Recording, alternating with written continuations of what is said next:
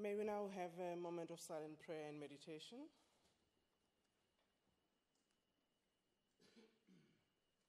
May we be seated.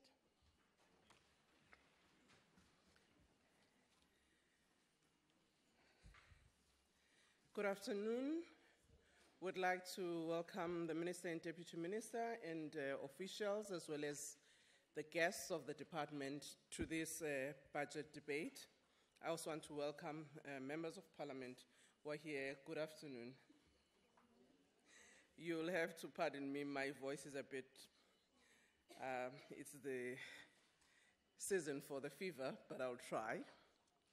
I'll now ask the Secretary to read order, order. Honorable, what's the point of order? It actually sounds very sexy. Keep it like that. Order, that is not a point of order. Secretary, can you please read the first order?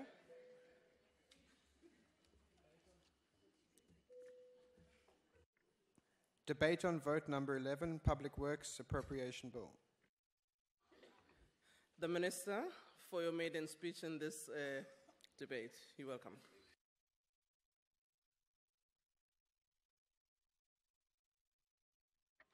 Thank you very much, Madam Chairperson, Chairperson of the Portfolio Committee on Public Works, honourable members of Parliament, MECs for Public Works. I also take this opportunity to acknowledge the presence of the Director General of the Department and his management team, chairs of boards and entities, esteemed guests, fellow South Africans. The African National Congress back in 1994 and in other previous policy interventions and instruments declared that, I quote, "No political democracy can survive and flourish if the majority of its people remain in poverty, without land, without their basic needs being met, and without tangible prospects for a better life.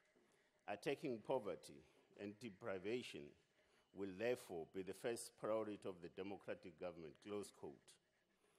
This particular budget vote takes place against the backdrop of the President of the Republic, His Excellency, J.G. Zuma, having implored us in his State of the Nation address to ensure that radical economic transformation takes center stage in our departmental activities. This in itself is in response to the policy positions of the African National Congress. Ladies and gentlemen, it is the African National Congress that declared that the democratic government shall strive to develop a sustainable economy and state infrastructure that will progressively improve the quality of life of all South Africans. It further resolved in a number of its national conferences that government should establish a mechanism to report on efforts it is making in facilitating employment creation. The focused outcomes of infrastructure development must be job creation, poverty eradication, and income generation through an expanded public works program approach using labor-intensive methods of construction, development, and maintenance. The ideals of a radical economic transformation requires employment multipliers as well as skills transfer programs that are dedicated at enhancing our democracy and building an equitable society.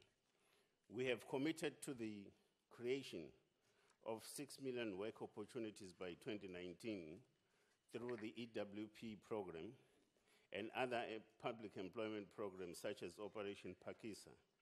We aim to develop and rehabilitate 333 harbors and coastal properties along the coastal areas of our country.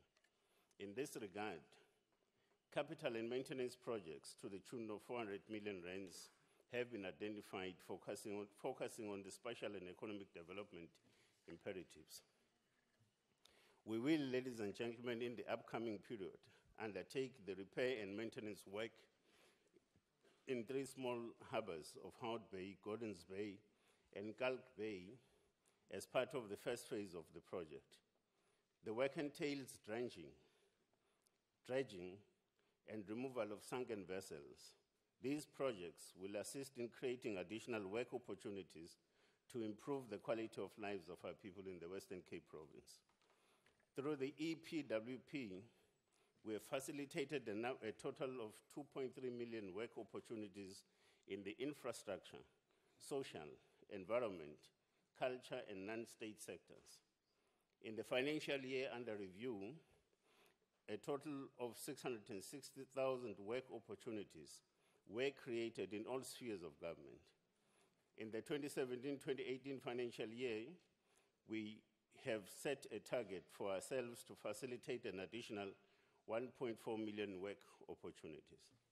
In furtherance of the objectives of the program, we will disburse the EPWP integrated grant worth 1 billion rands to eligible public bodies and incentivize non-profit organizations, among other implementers. This will also allow the poorest members of society to generate income by providing services to their communities. We are implementing a special program aimed at providing socio-economic infrastructure in these communities. This effort includes the implementation of Rural Bridges Program in partnership with the Department of Defense and military veterans. The project is intended to provide Bailey-type bridges to the needy communities. We piloted the project in the Eastern Cape Province and delivered 4 bridges, bringing to 11 bridges that were undertaken during the period under review. These bridges are cost-effective and highly useful in rural areas as they connect villages and create access to amenities for socio-economic development purposes. Bridge sites have been identified in Limpopo, Mpumalanga, and the Eastern Cape for prioritization. On the 14th of May, 2017, we officially unveiled the Tehu River Memorial Stone in Bawa village in Mngoma municipality in the Eastern Cape. The memorial stone is in honor of 10 women who died when the vehicle they were traveling in was washed away trying to cross the flooded Tehu River in 1993. One of the survivors of the tragedy, who also assisted the police in the recovery of bodies in that particular incident, Mr. Mhlangabezi Qutu, is sitting in the gallery today, I'm told, as our special guest, and we applaud him for his bravery in the service of humankind.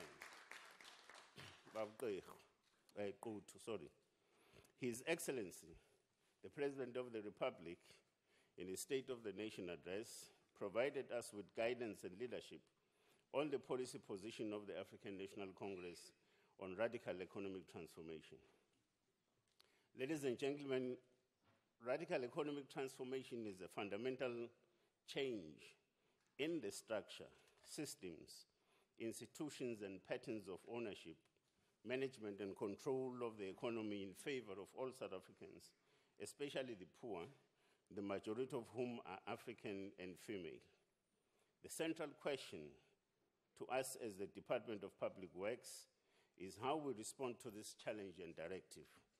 In response to this, as a department, we are focusing on the transformation of the construction and property sector, which has started in earnest and is gaining momentum. In order for us to speed up efforts on the radical economic transformation agenda, we will, during this financial year, move from planning to implementation by 1, finalization of the baseline study on the transformation of the property sector, 2, obtaining approval on the sector codes from the Ministry of Trade and Industry, 3, launching of the construction sector codes and charter, 4, integrating all initiatives aimed at transforming the procurement processes to be in line with the charter. In the built industry, we are focusing on promoting skills development through the skills pipeline strategy in order to support the rollout of infrastructure delivery in the country and address skills shortage in the built environment, which remains a challenge. We also implemented in the financial year under review a program to place interns for workplace training, working in partnership with the universities of technology and the private sector. As part of strengthening our work and supporting our mandate, professional councils and entities have been established, and among others, we have passed the CBE Act, the CIDB amendments, and other pieces of legislation over the years to professionalize the construction and built environment sector. Key to this is the need for us to deal with the challenges that we still need to overcome in the governance framework. To this end, the Council for the Built Environment will be hosting a transformation endeavor on the 29th of August 2017 at the CSIR International Convention Center in Gauteng. The Independent Development Trust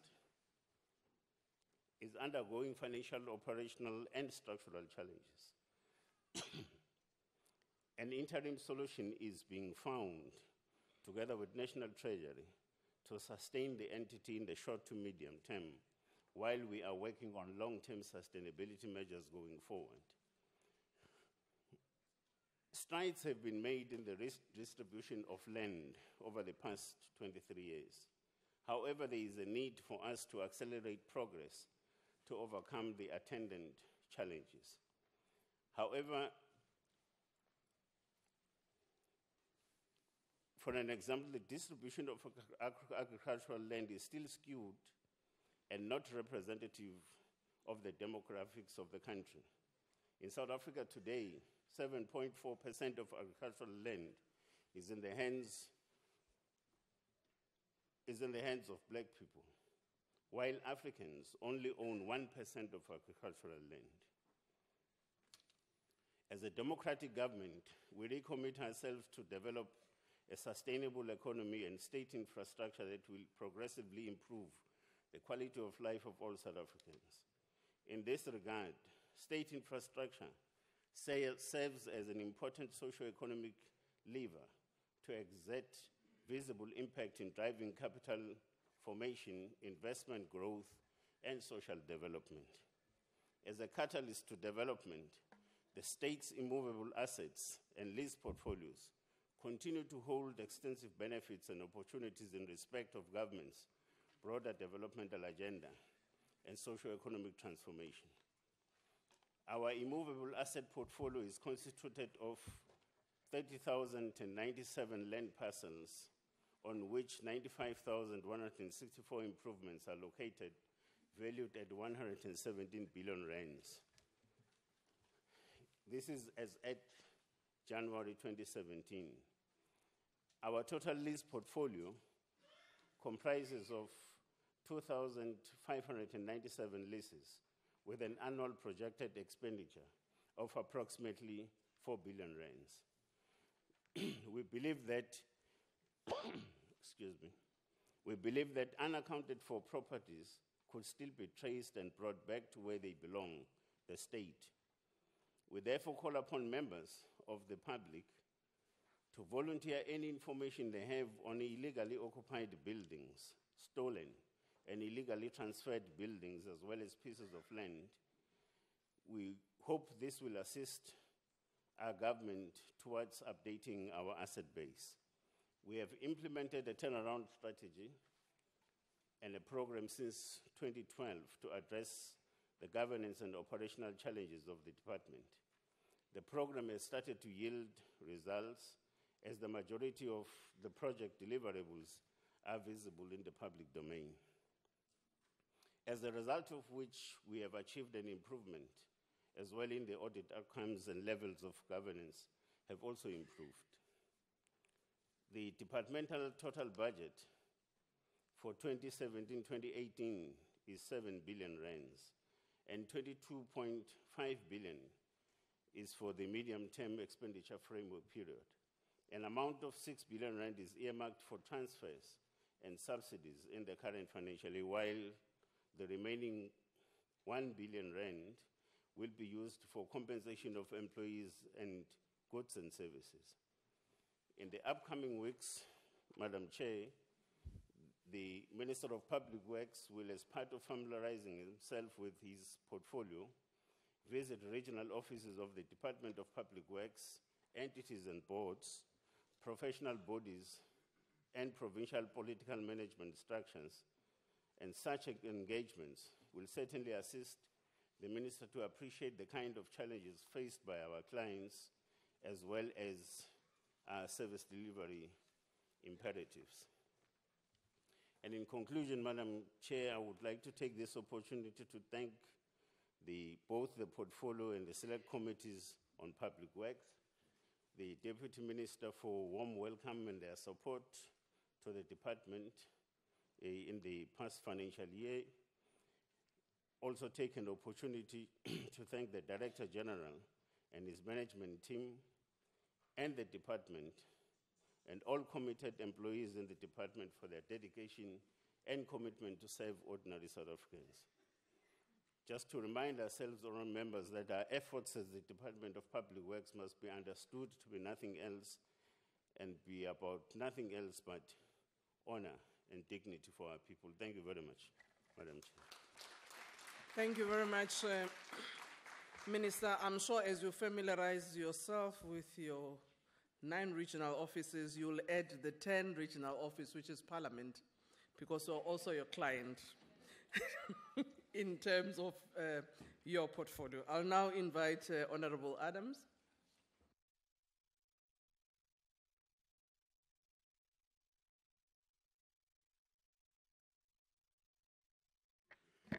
Honourable Chairperson, Honourable Minister, Deputy Minister, MECs, Members of Parliament, Director General and staff and senior officials of the Department of Public Works, honoured guests, fellow South Africans. We meet here to consider the budget process, proposals of Vote 11, the Department of Public Works. The department has entered into the 6th year of the turnaround, which is the effective enhancement phase. By now means we assume that by the end of the 7-year period initially envisaged for this turnaround, that the department will not experience any further challenges.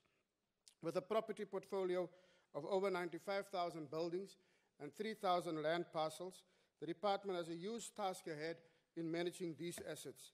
Among the challenges that this Parliament must keep a close watch on are the following: the payment of suppliers and service providers within 30 days of rendering a service, the delivery of construction projects at cost, on time, and at the right quality, enhancing access to the public service for the general public and people with disabilities, the transformation of the construction and property industries, the introduction and consolidation of asset management tools to enable institutional capacity for the management state-owned immovable assets and public infrastructure programs, building up and ensuring the skills pipeline in the built environment.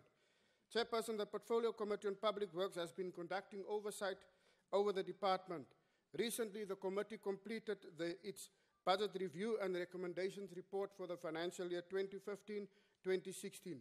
In assessing the performance of the Department of Public Works, the Portfolio Committee reflected on the department's mandate as captured in the Government Immovable Asset Management Act of 2007. The department is responsible for providing official accommodation to all national departments.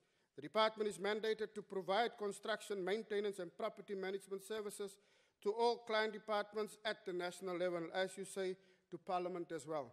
This includes the rendering of expert built environment services that are related to the planning, acquisition, management, and disposal of immovable assets. The BAR report highlights a few findings. First and foremost, the department's main vote attained a second successive unqualified audit by the Auditor General. This is significant considering the history of the department.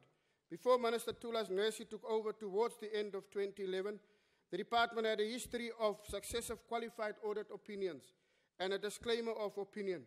That set off the turnaround program, which in the last 5 years has produced good results and put the department on a steady footing. As a patient that is out of hospital, the doctor still needs to monitor the patient and apply necessary doses of medication and proper interaction care and check-up. The department must therefore focus on enhancing its capacity in risk management and internal audits. This is made all the more important now when the Department of Public Works is in the middle of a process to transfer its functions and personnel to the property management entity. We note the priorities that the department has set itself for this financial year, leading and coordinating the public work sector, the public sector-wide EPWP, towards the creation of 6 million work opportunities, as the Minister has stated now. Strengthening of the governance, risk and compliance function, which is one of the key developments from the turnaround following the establishment of the branch in recent years.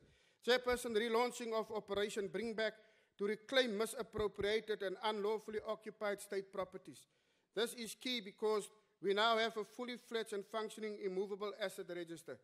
We now have a tool that enables government to manage its assets portfolio and can make property investment decisions based on the current information captured therein. We therefore must ensure that even those stolen and illegally properties revert back to the state.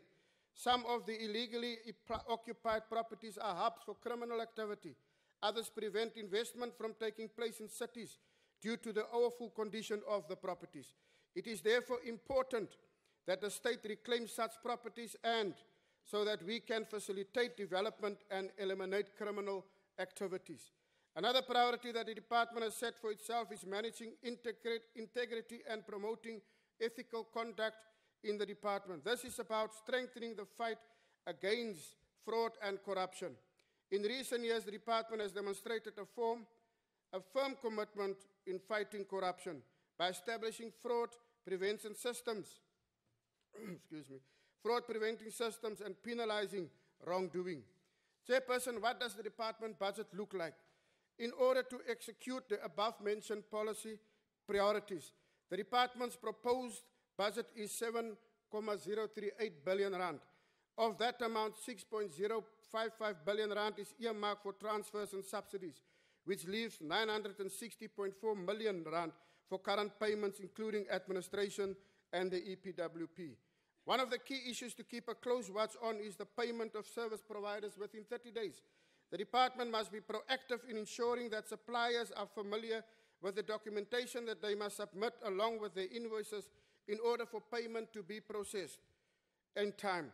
The department must act as an enabler of business and not as sabotaging machine, only concerned with getting services but not concerned itself with the well-being of business owners, especially the small, medium, and micro enterprises. The department must also be proactive in educating suppliers about internal processes so that these are not abused by criminals to rob businesses using replicated government documents. There are still challenges, Chairperson.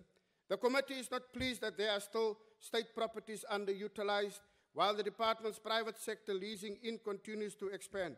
We are equally concerned that the PMTE is leasing out properties at below market rates. There's over-expenditure on maintenance. There is a maintenance backlog, aging properties, and a detailed plan on what the department is planning to do with them is non-existent.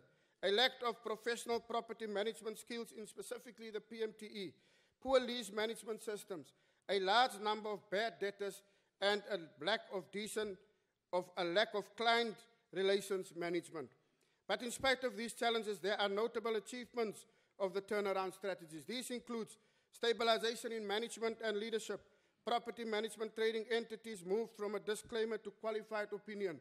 The department moved from a disclaimer to unqualified audit opinion, organizational structures reviewed, first PMTE functional structure developed, transferred functions and immovable assets from DPW to PMT, significant progress with regards to PMT operations, fraud prevention plans incorporated, fraud and corruption investigated, 330 investigations conducted, and 214 finalized, 190 disciplinary cases and 24 criminal cases referred to South African Police Services.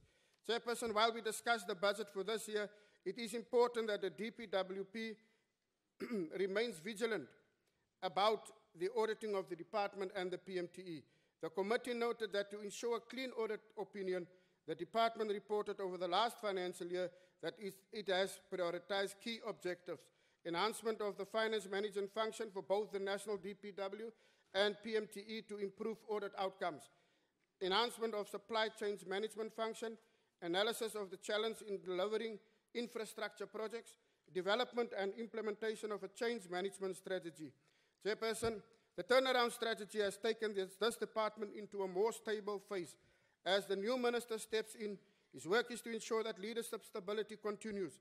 His work is to ensure that the stability phase is sustained in future using the budget of 7 billion allocated for the DPW. More attention must be paid to the service delivery improvement framework. The DPW adopted an infrastructure delivery management system as a service delivery model in order to achieve the institutionalization of SDIF and IDMS in implementing the business improved plan. The following are critical: mainstreaming and streamlining of departmental programs in line with service delivery improvement frameworks. Chairperson, the President in his State of the Nation address announced that government would set aside 30% of major government contracts for emerging black businesses. We hope that the department has listened to that, and the department and PMT and the IDT must live up to this call to support emerging black business. We have a duty to reduce the income grant gaps in our society and also to create jobs on a massive scale. We must therefore focus on the previously disadvantaged. Chairperson, in conclusion, let me thank the former Minister, Honorable Thulas Nxesi, who has now been promoted to Minister of Sport, the Deputy Minister. Order, continue. You see, this EFF does not know the difference between promotion and demotion. The promotion of Honorable Thulas Nxesi, the promotion of former Chairperson Honorable Ben Martins to Deputy Minister, and we also like to thank the staff of the department under the leadership of the Director General, the Deputy Minister, Honorable Jeremy Cronin, who has always been there, and we thank that he's still there. Thank you for your guidance, Deputy Minister. Chairperson, can you round up your speech? And we also want to thank the staff of the Portfolio Committee, Mr. Shuaib Donation, Inier Stephanie, Khadija Osman, also the previous PLO, Mr. Mpho Mashaba, and the committee members. The ANC supports this budget vote. I thank you. Thank you very much. Honorable SP Kopane.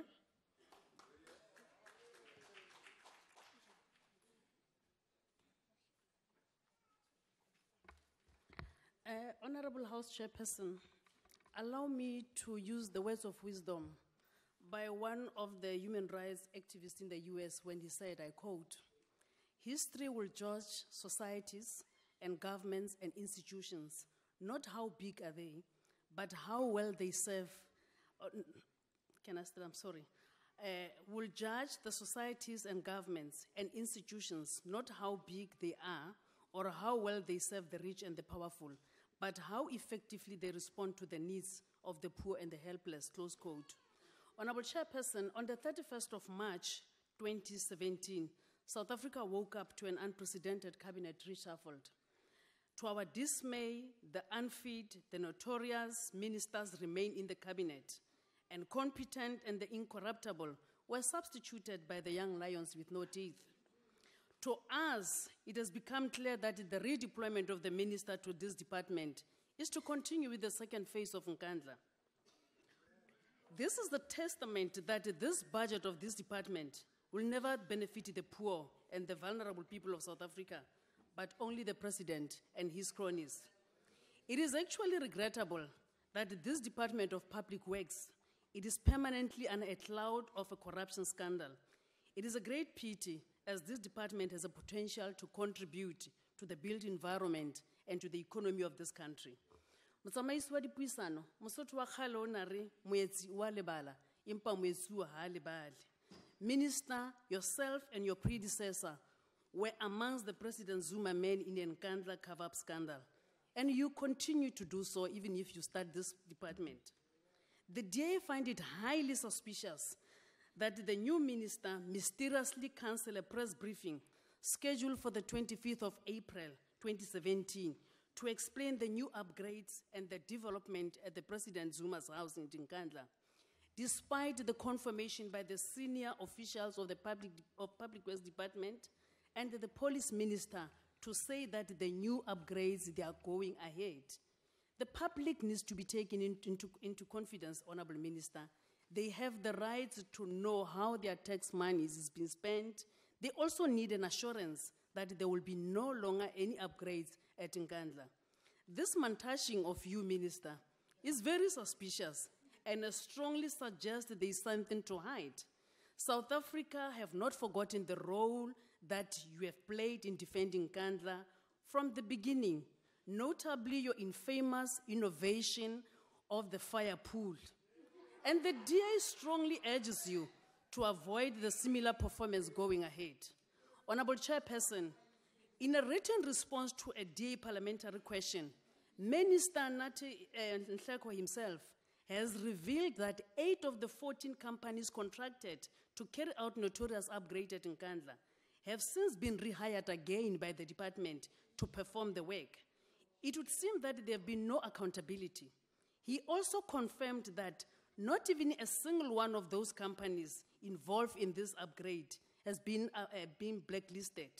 This is a shocking revelation, considering the Constitutional Court found this upgrade to be fraught with corruption and unlawful and enrichment. And it clearly proved that the more connected, the more corruptible you are, the more valuable you become to the ANC government.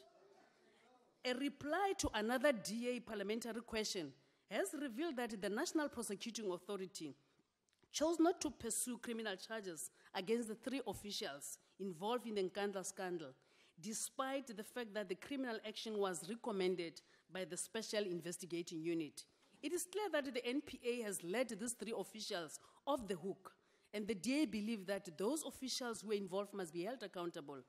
A similar reply from you, Minister, revealed that during the period of the 1st of April 2012 to March 2017, 6 of the 12 officials facing a disciplinary action as a result of Nkandla scandal, they managed to receive the performance bonuses collectively amounting to 222,743.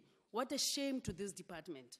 Honorable Chairperson, one of the entity of the department, Property Management Trading Entity, was established in 2006, April. Its prime focus was on executing all property management related functions, such as maintenance of property and property rates payment on behalf of the department. But guess what? It took this department fully 9 years to operationalize this entity after being formed in 2006. What a shame. The department indicated that this entity has a 39% vacancy rate in the critical position. It does not have special skill to ensure the sustainable operationalization of an excellent property management, an entity of South African government that can make the most appropriate property investment to a development country as us. The DA call you, Minister, to make sure that this entity is well-resourced with the specialized skills required to fulfill its mandate. And this entity, it's account to half of the budget of the department. That's why we are worried. I hope you are also worried the same way. Honorable Chairperson, it is really disturbing that another entity of the department, that is the Independent Development Trust, which plays a very crucial role of delivering the social infrastructure in provinces where there's a dire need and there's a substantial backlog of facilities such as hospitals and clinics. But since 1997, this entity has had numerous challenges with leadership. As I'm speaking with you, half of the senior officials of this entity, they are all acting, it's like a Hollywood in that entity. There is a loss of critical staff in the key areas of financial administration and management. What happened? As a result, this entity struggled to collect the management fees. That is their only source of income for all the projects that has been involved in. There is a continuous shortage of the technical qualified staff to meet the growing National Infrastructure Development Program delivery for this entity. The existing clients, they are also withdrawing business due to the poor project and the program execution. The budget cuts and also the deliberate delay in transfer of the funds by the client's department, it also exposes Honourable the Member, IDT your to time be has exposed to the litigation. But, Madam Minister, the DA is urging you, please transform this entity so that Order. it can fulfill its Honourable mandate. Member. And when the DA take over, we'll make sure Honourable that the Shope. money serve the people of South Africa.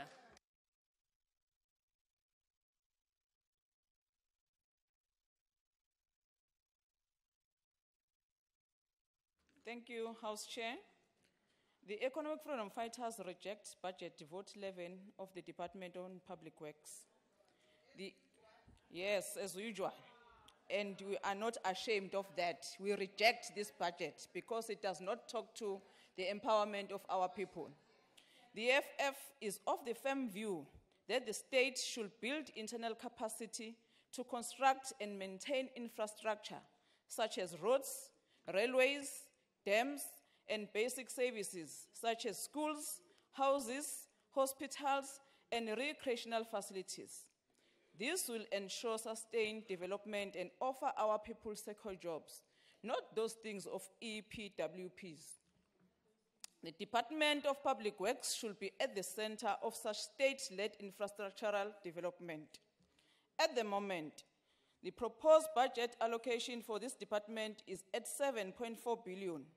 86% of that, or 6.6 billion, goes to transfers, and 1.4 billion of that goes to conditional grants to municipalities and provinces. Of the departmental programs, the bulk of the budget, about 3.9 billion, goes to Program 4, which is Property and Construction Industry Policy and Research. This is meant to promote the growth and transformation of the construction and property industries, as well as standardized approach and the best practice in construction and immovable asset management in the public sector. A PwC study into the construction industry in 2016 highlighted that a major challenge with the construction industry is corruption, with companies paying governmental departments to have their tenders fast-tracked, and cartels that limit healthy competition on this scene. Collusive tendering in the public sector prevents consideration of competitive price bid from varied players and undermines the reputation of the industry. To this day, we do not know what the department is doing to fish out corruption, to fish out corrupt officials, and what measures have they put in place to prevent officials from taking bribes from corrupt private companies. But more importantly, Madam Chair, is this very corrupt nature of the tendering processes that led us to the conclusion that we must do away with tenders and build state capacity to drive state programs. Secondly, we know that it is not only officials of the department that are corrupt. We also know that for a fact that it is the politicians who strong-arm officials to do corruption, Deputy Minister. As a member of the SSCP, I wonder if you are still the member of the Point SSCP. of order, Chairperson. Mr. Zuma. Order, Honourable Member. What is the point of order? Chairperson, the member in the podium knows very well that if he has something against any member of the executive, he needs to submit a substantive report. Can I continue, Chair, because there's no point Thank of you, order. Honourable Member. I will check on Hansard. Unfortunately, I might have missed the statement you referred to. Honourable Member, you can Mr. continue. Zuma used this department to utilize state resources to build his private mansion in Inkandla. Even worse, the man who was responsible for the ridiculous fire pool, Chicken Run, now he has been promoted as a minister to go and loot more. The EFF position on public works is very clear. The state should build internal capacity to construct and maintain infrastructure. We have, to this end, Point of order, called for the Chairperson. establishment of a state-owned construction company, a state cement company, Order, and a Honourable Member. state-owned housing company. Order, Honourable Member. Honourable Chairperson, that's a serious allegation that the minister has been promoted to loot even more. And I ask you to rule on that, and the member must withdraw. Thank you. Honorable Member, as indicated, I would look at the matter and then rule. Conclude, Honorable Member. I'm concluding, Chair. Mr. Zuma used this department to utilize state resources to build his private mansion in Nkandla. And this minister, who is now a minister in this department, was sweating when he was trying to explain to the nation what went wrong to Nkandla. I thank you, Chair. Honorable Stole.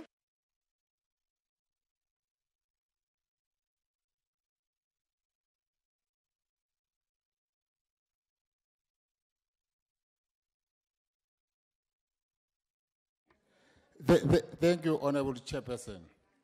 2 weeks ago, there was a meeting of the Public Works Portfolio Committee, which meeting was not communicated to any portfolio committee members. This begs the question, is this portfolio under search by the new minister who was well known, is closely affiliated to the president? One could not help but suspect that there will soon be some new improvement to the president home at Nkandla, courtesy of new ministerial dispensations. Honorable Chairperson, the former minister of this portfolio, Honorable Thulas Nxesi, advised in his 2016 budget vote speech that he has been hard at work together with the National Treasurer on his 2012 17-year turnaround strategy to build public works and restore order to the department. Under previous 15 years crisis, the department has been languishing since the late 90s. The minister based the strategy upon 2 pillars: a zero tolerance towards frauds and corruptions, and in improving the way the department conducted its business. Under his leadership, this department regained some of its dignity. Supplies started getting paid within 30 days, and the days of receiving disclaimer and qualified audit report appear to be over. We hope that under his new leadership, we will not see a department returning to its old ways of doing business, and trust that the new minister will endeavor to continue the good works of his predecessors. Failures in terms of transformation of department entities such as the CPE and CITP remains of grave concern. But what is more concerning is the continuous use by the governing party of the EPWP as its own private and personal campaign programs. This is both unlawfully and unethically. It must stop. In conclusion, this portfolio is once again under questionable cloud. The new minister will have to prove his competence through actions and results. He has not started his tenure well in this portfolio, and the IP will closely monitor his progress. Minister, ngqongqoshe bese kuphelile ukudla kulomnyango. Sicela kungqongqoshe ukuba singabuyele emuva ngoba le bekuyi department yokudla le. Department yokudla le manje besicabanga ukuthi kusukela manje ke ukudla kusezuba bikho ke abantu sebezokwazi ukuzuza ngaleyo ndlela siyathokoza. Thank you, Honorable Member. Honorable Deputy Minister.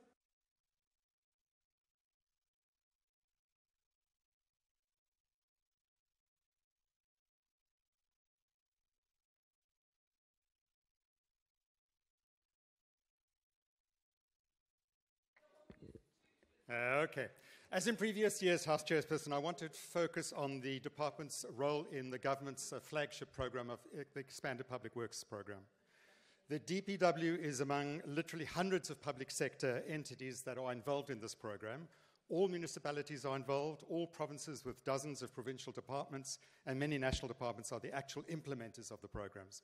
But the Department of Public Works does indeed have an overall national coordinating responsibility. South Africa's Expanded Public Works program has now been sustained and massified in its expanded version for over 13 years now. It's widely admired internationally. The International Labour Organization, the ILO in particular, uses many of our pioneering initiatives as learning examples in a global situation in which employment is a growing challenge, brought about by casualization and disruptions as a result of rapid technological innovations by the so-called Fourth Industrial Revolution. The future of work as we know it is under huge challenge globally. And the ILO has precisely chosen the theme, the future of work, with an implied question mark behind it, as its 2019 centenary theme.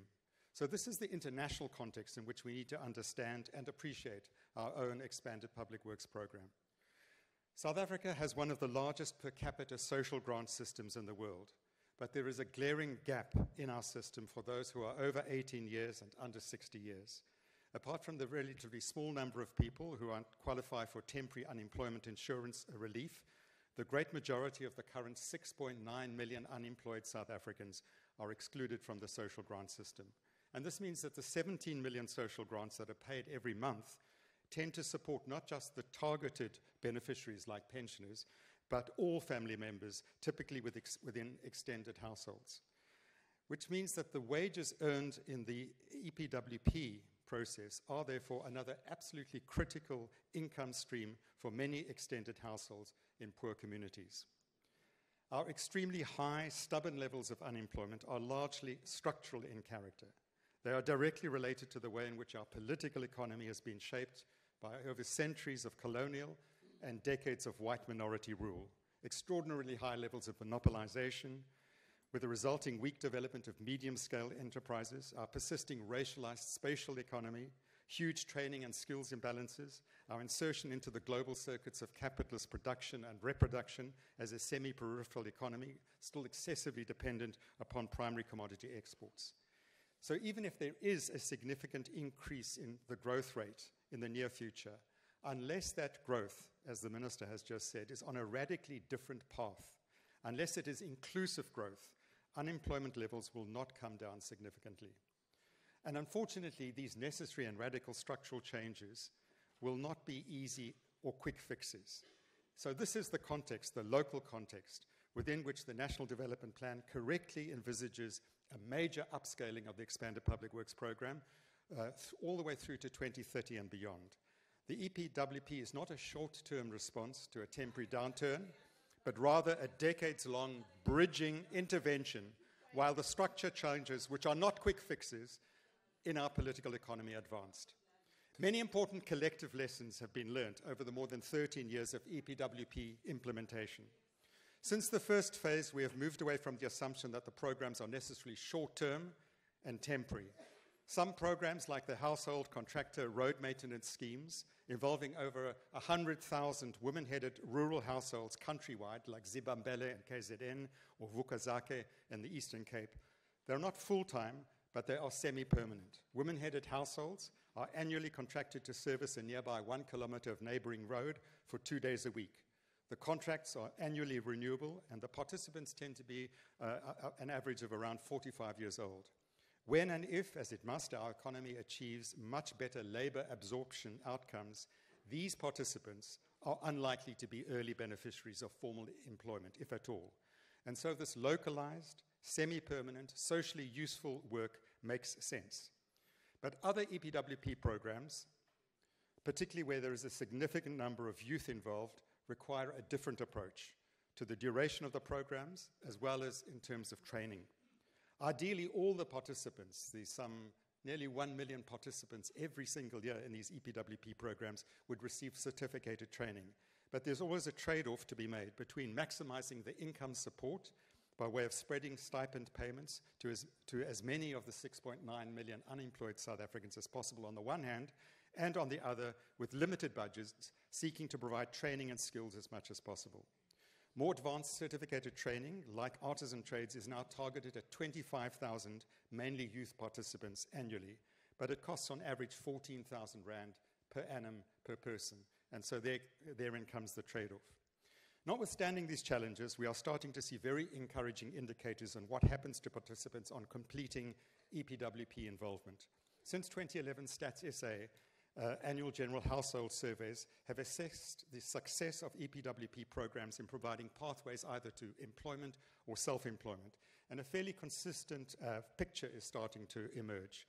The 2016 released survey found that of those who had participated in EPWP programs in the previous 12 months, of those, 12.4% were now in permanent work. Nearly 50% had found temporary work. 4.8% had set up an own business, and 14% were involved in further training. That is to say that nearly 80% of former participants had found some kind of pathway to some improvement in their lives. But EPWP projects are not just about the participants themselves. It's about what happens to the communities in which they are working. Through DPW, we are now seeking to better monitor what assets and what services are provided. And here's just a brief sample of some of them that were achieved in the first 9 months of last year, 2016. In just 9 months, 466,298 community parks were created or rehabilitated. 416 hectares of alien invasive plants were removed. 8,000 kilometers of fire breaks were created. 2.5 million tons of waste removed. 21,000 kilometers of low-volume roads were constructed or maintained. 210,000 children were provided with ECD services. 161,000 households received home-based care. So this is not just about make work. These are people creating assets and providing outputs.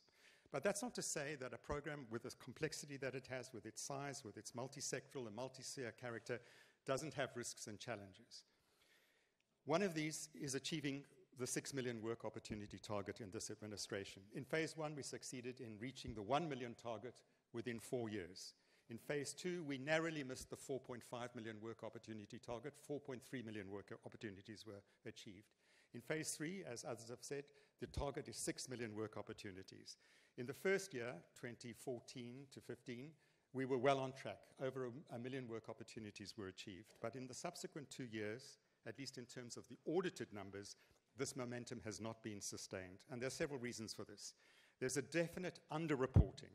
And this underreporting is occasioned by new conditions imposed by the Auditor General, with many public bodies unable to meet the standards, and now simply not reporting EPWP numbers for fear of attracting audit qualifications. There's also a flatlining and even reduction of some budgets, although the EPWP is meant to be a contracyclical intervention in times of difficulty.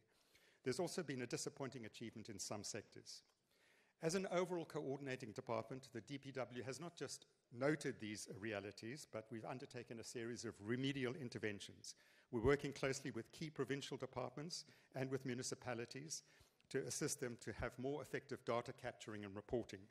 We have also been engaging with the Auditor General's Office to ensure that effective data recording at the appropriate location occurs. With these and other interventions, we remain hopeful that across government, we will still come at least close to achieving the 6 million work opportunity target by 2019. Another risk, which members of this portfolio committee have often raised, and the Honourable Dlamini has raised it again today, is of party political or personal patronage playing a role in the selection of EPWP participants. In a previous budget debate, the Honourable Kola Barnard produced a wad of signed affidavits alleging exclusion from EPWP projects by ANC politicians in eThekwini. The Honourable Member provided us with copies, and I instructed the DPW officials to immediately follow up on the matter, urgently. But unfortunately, Honourable Kola Barnard, the affidavits were of little, if in fact no help. They appear to have been collected at 2 mass meetings, 2 separate meetings. The wording in each of the 2 batches was identical, with only the signatures differing. The allegations were of a general nature, no specific names of alleged culprits, no dates, no specific locations, nothing was mentioned, no projects. Over this past weekend, no, don't say shame. It's good that the initiative was taken, but it's taken for narrow political purposes rather than trying to solve a real problem. This weekend, as it happens, I had the same issue, but it was an ANC member saying that the DA councillors in the Boel aren't doing the same thing. And the same problem was that there was no direct 5 information. minutes left. And I said, please, please provide us. So I'm not saying that these things are not happening. It's illegal. It should not happen. We must stamp it out. Let us ensure that as Parliament, across parties, that as the executive, we do not allow the EPWP, this critical South African developmental approach to poverty alleviation, social protection, and building community cohesion, to become polluted by party, political, and factional manipulation. Thank you, House Chair. Thank you. My apologies. We skipped in terms of the sequence, the NFP. I'll now invite Honorable Sheikh Imam to come.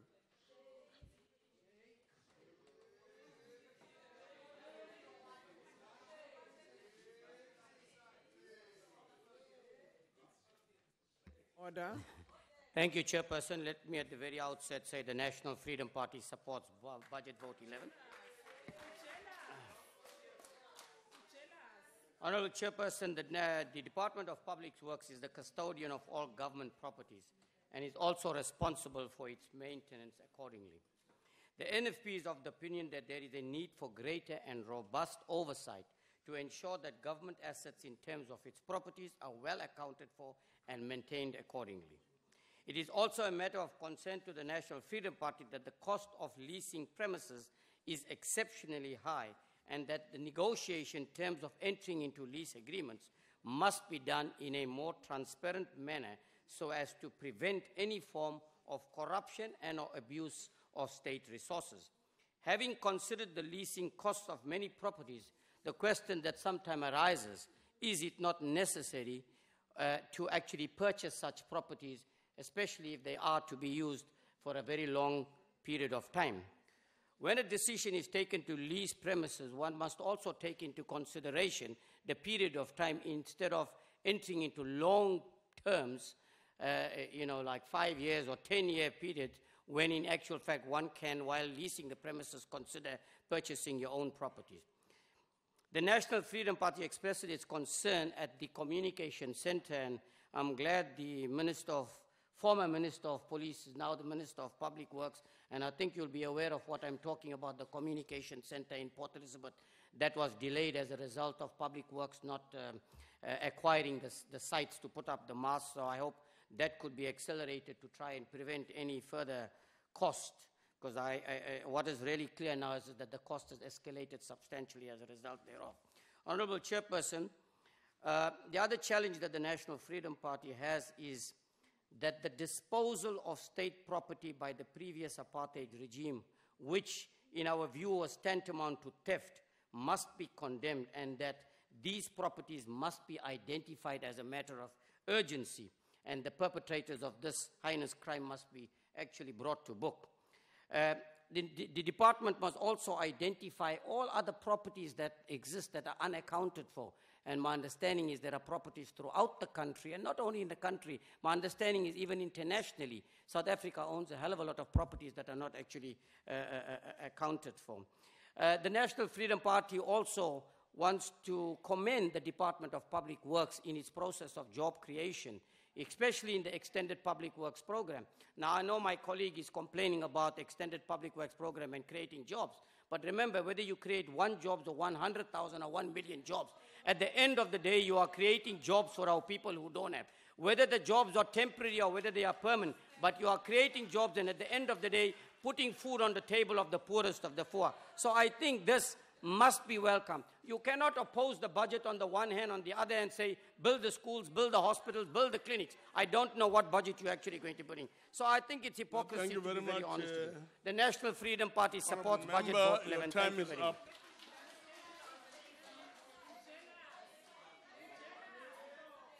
Thank you very much. All the members will move over to Honorable P. Adams.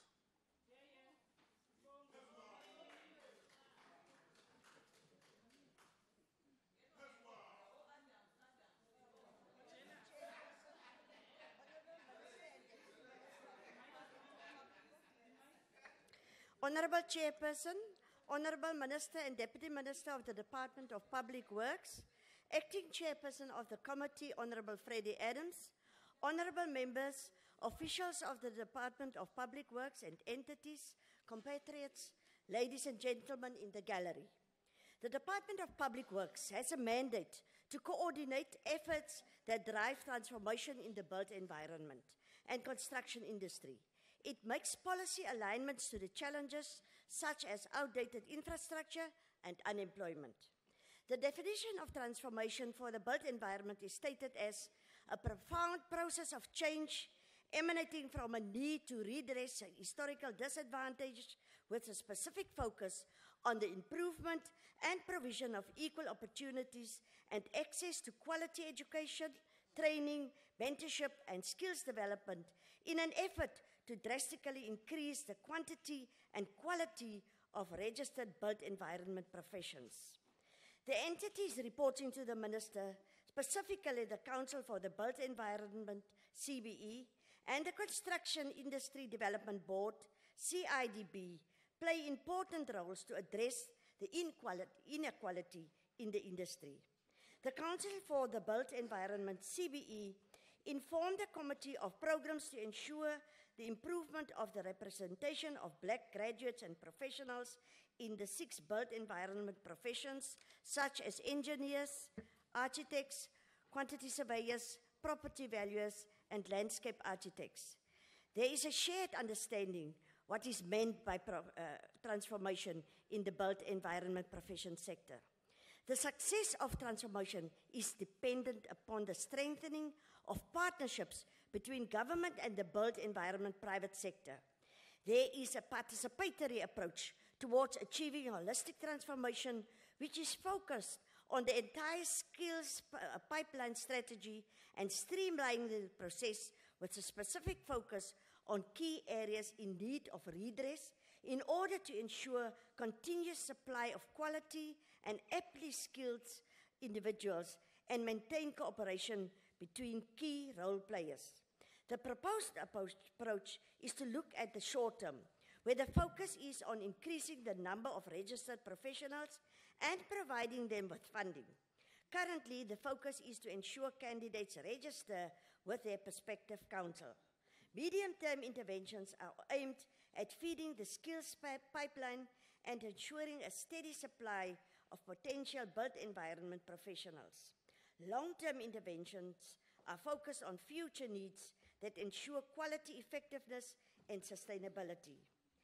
The CBE emphasized that at school level, there should be career awareness of built environment professionals by the Department of Basic Education at an early school level. Then there should be a continuous mentoring and assistance to students entering tertiary institutions, and financial and social support should be given to students. At workplace, the Council maintained that the in-service training under a formal training contract is the final step towards qualification as a professional. The lack of professional capacity can set delivery back and compromise progress within the public sector. This has been one of the biggest challenges that the public works sector has been grappling with, and this impacts delivery at local government level. It hurts our people if we are not able to develop competency in maths and languages, problem solving through scientific methods, and do not get enough young women and men into university courses that enable built environment and construction degrees. But even more worrying is the fact that where we do get young people qualified as built environment graduates, these people struggle to get into the professional workspace. When they get in, these graduates with good qualifications take up to 8 years to exit as professional engineers and architects, etc. Government plays its role, but the candidacy towards professionals in the built environment professions required private business owners to also play its role. Government has put in place the Presidential Infrastructure Coordinating Commission. There are contracts to tender for, but the professionals are not using these to implement a candidacy phase for young emerging professionals and become professional engineers and architects who can operate on their own to transform our country in a flourishing economy.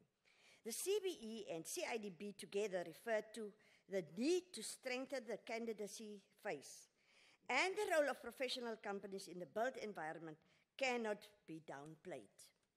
Contractors at all grade levels, from 1 to 9, have a huge role to play in improving the space of transformation. They need to interrogate policies that the CIDB has adopted to create an enabling environment for the industry, as well as the partnerships that it has built with critical stakeholders to create a better performing construction industry. The CIDB cannot succeed alone, hence their slogan, development through partnerships. The matter of strengthening the candidacy phase of graduated professionals in the construction and built environment requires urgent attention. There is no programized system that ensures experiential training towards professional registration. The important aspect of incentives for private professional companies to take in candidates, as well as a standardization of candidacy programs in all such workspaces, are important pillars of a future programized candidacy phase for graduated professionals in the construction and built environment. The CIDB provided important information related to the contractors register that required much needed change. They did not adjust grades according to the fluctuations per year of the Producer Price Index, the PPI. It has not been done since 2008. The contractors, especially the lower levels, are not benefiting. Not adjusting 1 the minute register left. meant that the higher graded contractors continue to reap the benefit of the non-adjustment, lead to a shrinking of the market where the higher graded contractors were able to get most of the lucrative contracts. A benchmark study on transformation in the built environment should take place by 31st of March 2008. In South Africa, there were relevant cases studies on transformation.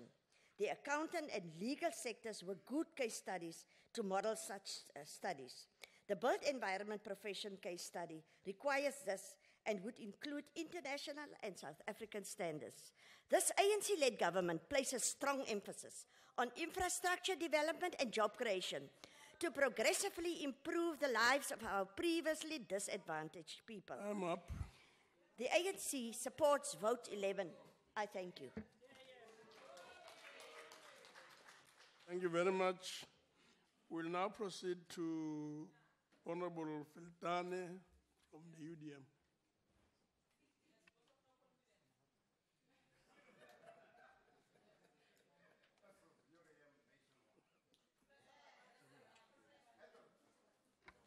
At the risk of being seen as co-conspirators in corruption, the United Democratic Movement will support this budget. Whereas this department is supposed to play a leading role in the creation of 6 million job opportunities by 2019, so far, not a single one of its entities has reported actual creation of sustainable jobs. The jobs that are reported to have been created are temporary, unsustainable, and there is no transfer of qualitative skills to the people.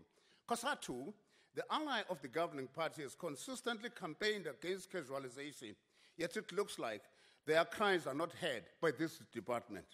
Coupled with the problem of casualization is the fact that the number of South Africans who find themselves out of jobs is on the sharp rise.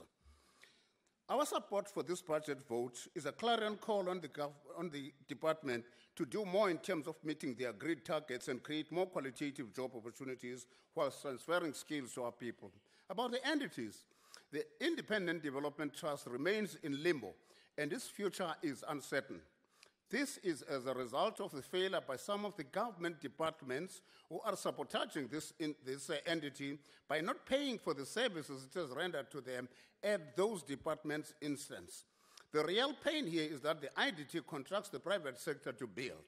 And so ultimately, it is the private firms that cannot be paid by this Zuma administration. When those firms are not paid, they go under, retrench workers, and close business. And the country loses. Worse still is the resultant loss of qualified human capital by the IDT. Sorry, Fulton. Honorable Chairperson, the member in the podium knows very well that you cannot refer to any member of this House by name. You refer even the President. The President, you can refer to the President as Mr. President or Mr. Zuma, not Zuma. Thank you, Chair. Please rule on that, Chairperson. That was done a long time ago. We dispose of that. She must go back for English lessons. She must go to school for English lessons. There's a House decision on this matter. Senator Table now. Now, yes, now it does seem as if to talk of the Zuma administration is parliamentary. So we will proceed in that spirit. Worse still is the resultant loss of qualified human capital by the IDT itself as a result of some government departments' slow withdrawal of business. And they're doing this because IDT is failing to deliver and IDT is unable to deliver because government departments are slow to pay. This is the Zuma administration story. The vicious circle hurts our economy, increases poverty and unemployment. Surely it must stop, and it must stop now. In this regard, the UDM calls on the current administration, led by the President, to immediately find solution if it can. The Council for Built Environment is supposed to assist with building standards and develop professionals therein, appears to be failing to rise to the challenge that it faces. The UDM has challenged them to be more creative in the execution of their duties. The CIDB, that is responsible for contractor development and registration, is also not playing up to expectations. Their latest report is no better. There is no report on the socio-economic impact that this critical entity has registered, is poised to register, even during the 2017-2018 financial season. However, it is engaged in plans to assist contractors to access credit facilities by partnering with CEDA and Nature. Finally, transformation is extremely slow in this sector of our economy. For instance, and listen now. 1 minute left. Thank you. As of May 2017, out of 81,600 construction companies registered with the CIDB, only 27 black-owned are in grade 9. Out of 43,800 civil engineers, only 39 are black-owned. This translates to a 1% share of the infrastructure budget of 879 billion announced by the then Minister of Finance last year. Whoa, no transformation. Earnings of 14,000 translate to less than 3,500 minimum wage. This government is not leading in the right direction. No more illegal escalation of contracts like we saw in Mpumalanga last year, from 30 billion to 992, from 30 million to 90 million. No tender, submitted. The Honorable Minister, let me refer through the chair to you. We noticed that you wiped your face less than 32 times in the 20 minutes that you were speaking. We hope that you are not fearing that there is an Nkandla 2 on the offing. Thank you, Chair. We'll proceed to the FF Plus. Melder. Please proceed. I would like to start off by congratulating the Honourable Minister with his appointment. And I'm not sure, and we can argue whether it's a promotion or a demotion, but that's something we can discuss. Now, the Department of Public Works is not necessarily one of the more prominent departments. It's a hard, behind-the-scenes working department.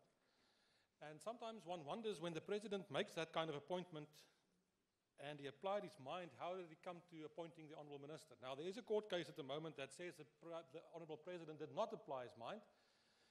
But for purposes of the argument, I'm going to accept that the Honourable President did apply his mind. And then I thought, well, how does one become the Honourable Minister of Public Works? And I think I'm going to do that. I'm going to do that. I think in the current instance, by accident, the Honourable Minister applied for the job. Because I think when the Honourable President was thinking who's going to appoint, that's wonderful rendition of O Solo Mio, with the fire pool, with the shallow end and the deep end, came to the President's mind. And then he remembered who was responsible for that, and he appointed the Honourable Minister. But this is a new beginning, Honourable Minister, for yourself and for this department. And it concerns me and it worries me, as you correctly referred to the turnaround strategy. Why is it that almost each and every department in this government and each and every state entity has a turnaround strategy? How do we get into that kind of situation? And then, Honourable Minister, you did use the prescribed phrase. You used the prescribed phrase when you said radical economic transformation. That's a prescribed phrase. All of you have to say it. You said it. And then you went along to say, but the emphasis of the department is going to be job creation. Now, with all due respect, we all are very concerned about the unemployed, and the Honourable Deputy Minister correctly indicated the problem. 6 million, more than 6 million, 6.9 million unemployed persons in this country. But it's simply impossible for the state to create jobs for each and every person. You cannot do that. And there 1 we minute differ. left. There we differ fundamentally in terms of what needs to be done. If I look at what you're trying to do, it's like a big, huge machine. And it's only getting bigger. The state is getting bigger and bigger, trying to alleviate and create jobs.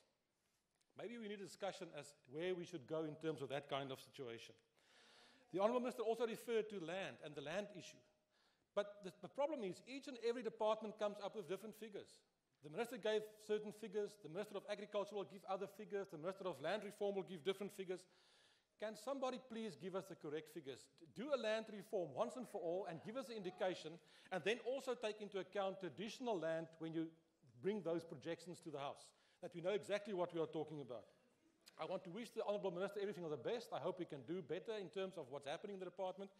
In terms of the department's principles, the principles that you refer to in your open communication, urgency, and then integrity. And the problem is there is a question mark with regard to this department for various reasons. And we have spoken about Nkandla, and it is a problem. It remains a problem. Time There's has a huge expired. thing that needs to be done. Everything of the best, Honourable Minister. Thank you.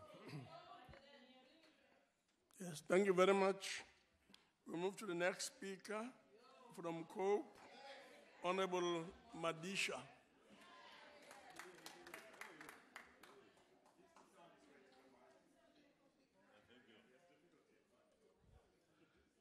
Since the Nkandla scandal broke and continues to fester, the Department of Public Works has been through Ministers Dodge, Nkabinde, Tulas Ngesi, and now the fire pool specialist and Mr. Zuma apologist, Minister Nhleko. Many South Africans were shocked when it recently emerged that none of the companies involved in the Nkandla upgrades have been blacklisted, and Public Works have subsequently contracted with 8 out of the 14 companies involved. It's clear that if you are connected to Mr. Zuma and the ANC, you can commit corruption with impunity and continue to get business from government. When will these companies be blacklisted, Mr. Minister? And Mr. Minister, please confirm whether or not more money is being planned for or to be spent on Nkandla residents.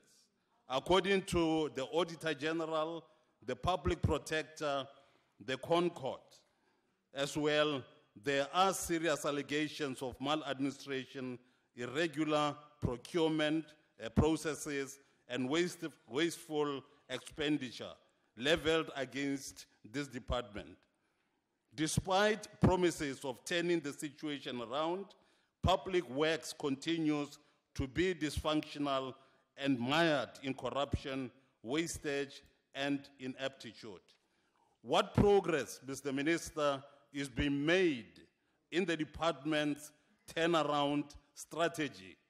One, to restore the dignity and integrity of the department, to fight rampant fraud and corruption, to correct the deficiencies in the supply chain and management processes, and ensure its proper monitoring, to complete the immovable asset register, to fill critical specialist positions, and to ensure the timeous payment of suppliers.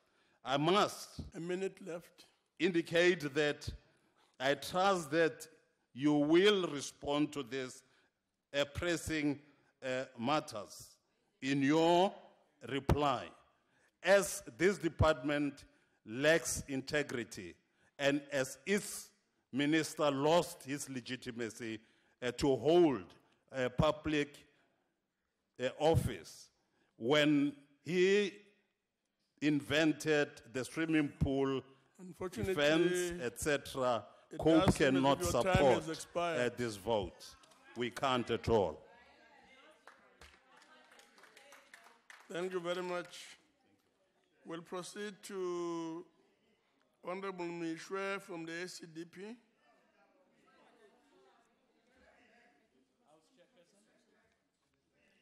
House Chairperson, while the ACDP is relieved that about 10 officials from the Department of Public Works are facing disciplinary action in connection with renovations to President Zuma's Nkandla residence, particularly for not following proper procedure in the appointment of contractors, we still need answers and assurances to questions that many of us and many in the community still have. Of these 10 officials, we want to know how many are facing criminal charges and how many will be required to pay back the money they obtained fraudulently. The Sunday Times recently reported that more money was to be allocated to repair and rebuild sections of the estate with buildings that are dilapidated. While the presidency has denied any knowledge of this project, Public Works officials have allegedly confirmed that it has begun with processes to upgrade the president's home. The ACDP therefore calls on the minister to assure the nation today, particularly taxpayers, that their money is not going to be used for the outstanding repairs and renovations at Nkandla, and that if such a project does exist, how much money has been allocated for that, and when was it approved? We further want to know how the department is responding to some of the 17 United Nations Sustainable Development Goals that, among others, require the building of resilient infrastructure.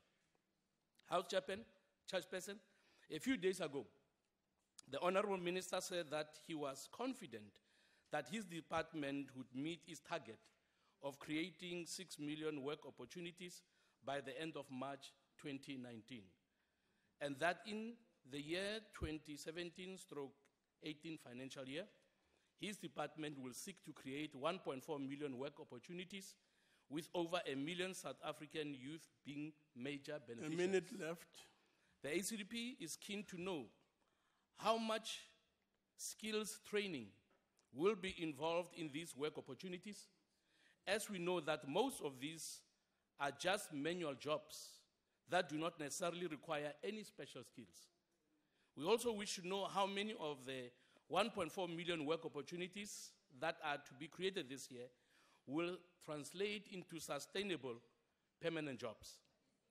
Two weaknesses that the minister should urgently attend to, particularly relating to the EPW programs. Firstly, to root out corruption in the department by making an example of officials who are found to be involved in corruption. We do not hear of anybody who's involved being jailed. And we believe that an example has to be made with some so that people can know that corruption is not tolerated.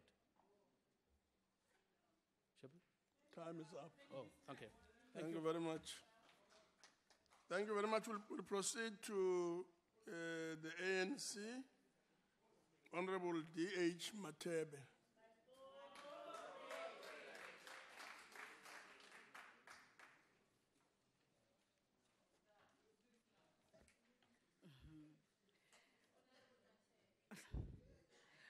Honorable Chair, Honorable Deputy, Honorable Minister.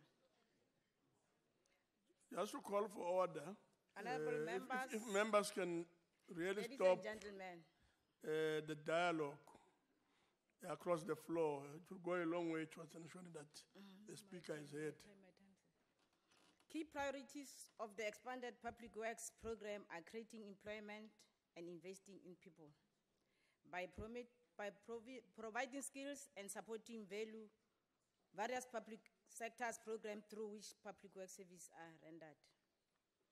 On the 15th November 2016, when opening the 5th Expanded Public Works Program Summit, Deputy President Cyril Ramaphosa has this to say, and I quote, "Every day, all across South Africa, 10,000 of our people are going out to build new country. They are paving roads and growing food. They are cleaning alien vegetation and fighting fires. They are cultivating young minds and caring for the sick. They are building school desks and keeping public space clean. Through their offers, they are changing our country for the better. They are learning to be builders, artisans, pharmacy assistants, firefighters, adult educators, and carriers. They are acquiring the skill our country needs and the practical experience at prospective employees seek. They are not merely numbers of spreadsheet. Part of our efforts is to reach magic figure of 6 million work opportunity. These people are national assets. They represent the potential of our people and the hope of our future. Close quote.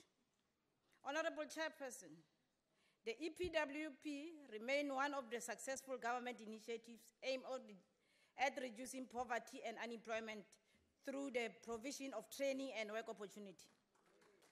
And this is unique to South Africa. Public works program remain popular public policy instrument in developing countries as a short-term measure, tackling unemployment and alleviating poverty. These programs are based on the nation that employed provision will directly improve household livelihood through access to wages and simultaneously stimulating the economy. So as the ANC, we support this budget, as it will ensure that the ANC-led government will continue EPWP and thus continue empowering our people. EPWP is often criticized that is not creating permanent jobs and for corruption in allocation of jobs to beneficiaries. Some of them, they forget about themselves. The EPWP cannot provide permanent jobs because its primary function is to relieve the poorest of the poor, providing them with opportunity, although temporary, to earn living and restore their dignity.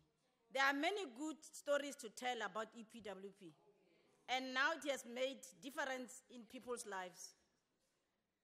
Many acquire skills in public employment program, skills which are now using their permanent jobs and small businesses. EPWP ke program ya bahloki ba ba itlhokelang, ba ba nyakang go phela, ba ba nyakang gore ka hosane ba kgone ho beya dijo mo tafoleng, bophelo bo tswele pele. Ba bang ba ha ba nyaka gore bahloki ba je. Last year on the 1st November 2016, our government and the ANC-led government increased wages of EPWP participants from 78 Rand to 83 Rand. This is in terms of annual adjustment line prevailing inflation according to Statistics South Africa average of 6% in 2016. This wage hike is one of the many ways that the ANC-led government is working on to improve the life of these participants and certainly put poverty bay for many participants during the last year festival and start new school this year. According to this budget 2013-14, the expanded public works program has created 4.2 million work opportunity, and the aims to create another 4.3 million at the end of 2019-2020. Spending transfer and subsidized to expanded public works program is projected to increase 2 billion 2016-2017 and 2.4 billion 2019-2020.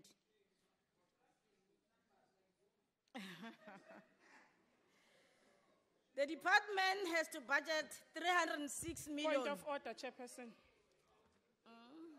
No, wait. Yes, thank you. Just hold on a bit. Thank you, Chairperson. The Honorable Member, Ms. Hlophe, has called the President Zuma and is supposed to refer to the President as Mr. Zuma. If you don't, she doesn't want to refer to the President as the President. She should at least refer to the President to Mr. Zuma. And I would like you, Honorable Chairperson, to rule on that. Thank you. Because Chair. I couldn't quite hear Order, properly. Chair. Can we just Point explain? of order, Chair. Confirm Please, or deny the allegation? Wait, Chair, did you see me standing speaking here? Did you see me standing here? Please, man, I understand that you are the new chair on the chair, but No, please but- stick to the rules. No, man. I have not spoken. No, dear member. You have been speaking there, in fact, all the time. Across to the desk over there. So don't say, did you see me standing? Because I don't have to stand for me to hear what you are saying or for you to be heard.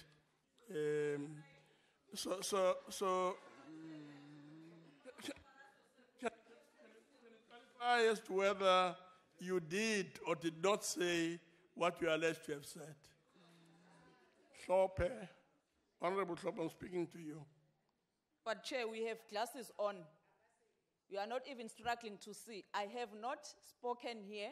So that person just love to speak about me. So you're denying? What? You're denying what they Chair, said, where you have said. I spoken? Where did I speak? Are you denying Where? that you did Where? speak? Chair, don't be sleeping on that chair. Please. Please, Chair, please, wake up. I have not stood up here and speak. So don't entertain that point of order.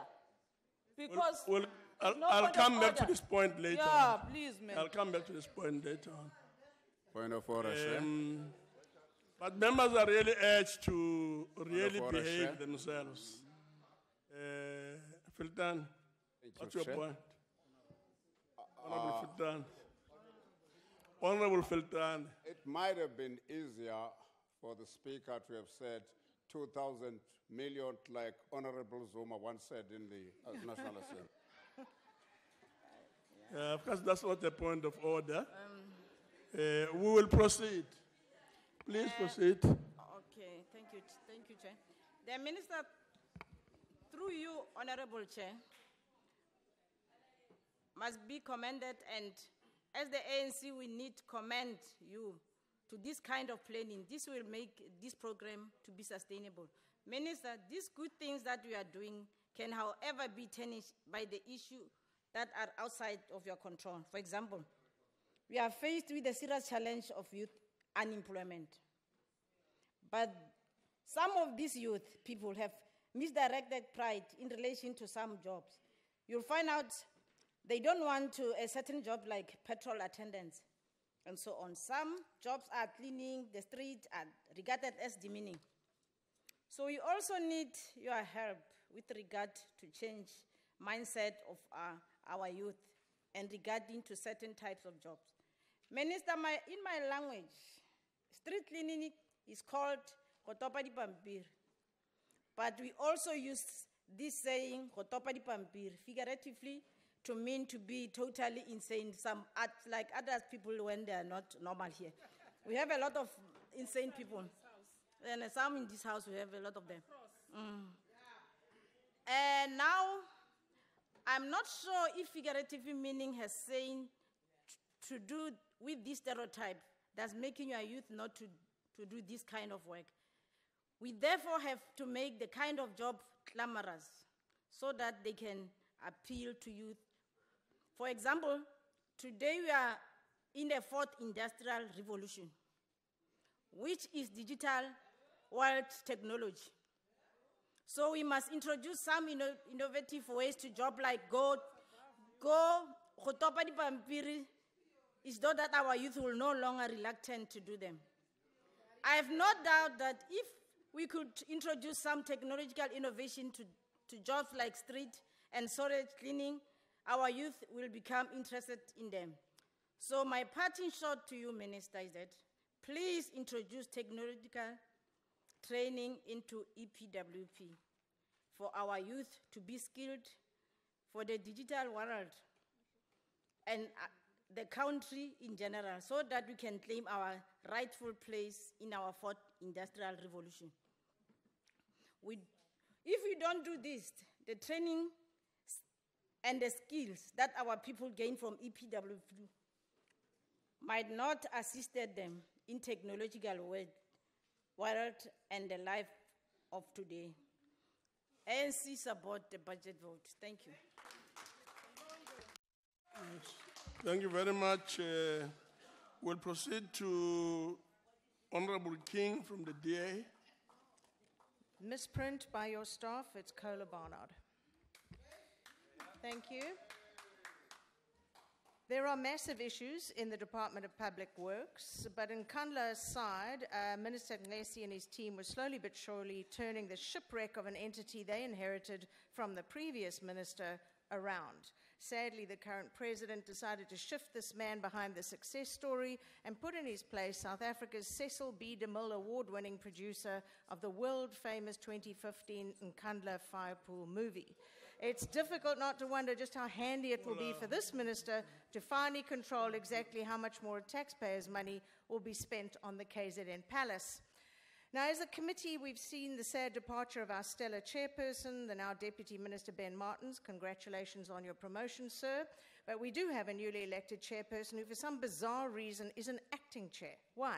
Are the MPs who elected him somehow thought to be incompetent? Just for once, allow Parliament to appoint an eminently suitable chairperson without first waiting month after month on permission from Luthuli House. Yes, Deputy Minister, a year ago I raised the issue of the 24 affidavits, handwritten by others because they were illiterate, where individuals were refused EPWP jobs by 3 ANC councillors, 2 men and a woman from Ilova and Umlazi. Yes, I received a letter carefully crafted from the department, but it's just the tip of the iceberg. We are laying criminal charges all over the country. I know full well that ward councillors everywhere, and certainly in eThekwini, are mandated to and do hand out EPWP job opportunities. Now, further proof of the corruption and political influence that permeates the EPWP, certainly in one of the last few metros the ANC still controls for now, eThekwini, was proven when a DA councillor walked into a meeting at the ICC on the 7th of March. He was ordered to leave by the eThekwini mayor as it was, and I quote, an ANC caucus meeting.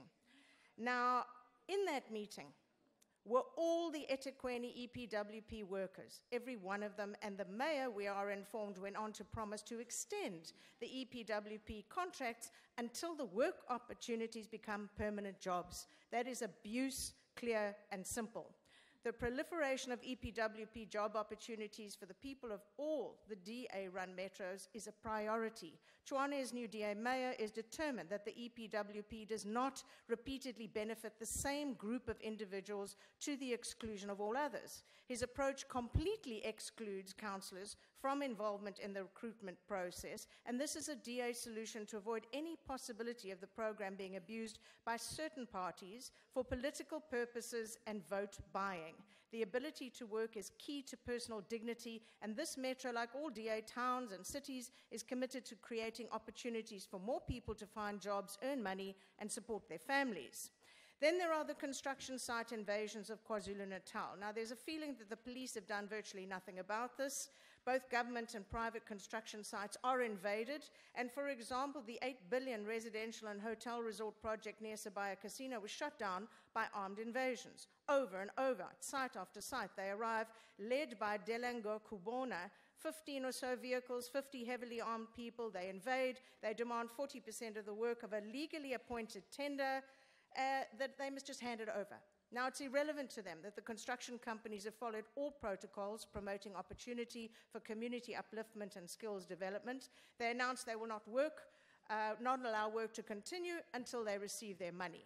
The installation of bulk sewage and water services was stopped. Construction at the Sibaya project stopped. Construction at the 1.8 billion Suncoast development has been abandoned. Business operations are simply being shut down all across KZN, and these invasions, they claim, will soon reach the Eastern Cape and Gauteng. As long as these invasions are swept under the carpet, jobs will be lost. Onto the PMTE and Immovable Assets Register. Now, the National Register is certainly getting there, but to track down the ownership of an abandoned government building is an exercise in chasing your own tail. The province hands your query to a municipality, who hands it to national, hands it to the province. These are the buildings, they are 15% of the immovable assets, which should basically be condemned. Some 17,000 buildings abandoned, invaded, rat and lice infested, or sold by criminals using fake papers, which has led to over 1,200 properties lost altogether. having such a building in a residential area ensures a slum is created and property prices destroyed. Finding out which level of government owns it is a massive undertaking. I revealed about a year ago there were rather strange coordinates for many of the listed properties. I detailed 200 from a single province with GPS coordinates showing them settled at the bottom of the Atlantic. Now, those I referred to were from a single province. Of course they did. I know exactly. I have the paperwork. Please don't engage me while I'm on the podium. I also know there is a dedicated team trying to make a credible database of state-owned properties. Operation Bring Back is underway nationally and provincially, and they are tracking down these lost buildings. Now, possibly one of the most shocking facts revealed to the committee is that 212 million rand per month is what we pay on leases. 1,200 lost buildings, 70,000 derelict buildings, and we fork out 2.5 billion each year on renting private buildings. To unknown bodies, unknown, I've asked, I can't receive a reply as to who the property owners are. We are making people millionaires while government-owned properties rot. Finally, the issue of no rates being collected from certain government buildings. The DA now heads up numerous metros and municipalities, and we discovered that, as with Cape Town, when we took over, no rates or services have been collected from government buildings. Money in terms of rates equals the ability to deliver services, so we're collecting them and we are delivering. Much work needs to be done, much corruption needs to be rooted out. Meanwhile, I'll await the new movie, Nkandla, the sequel.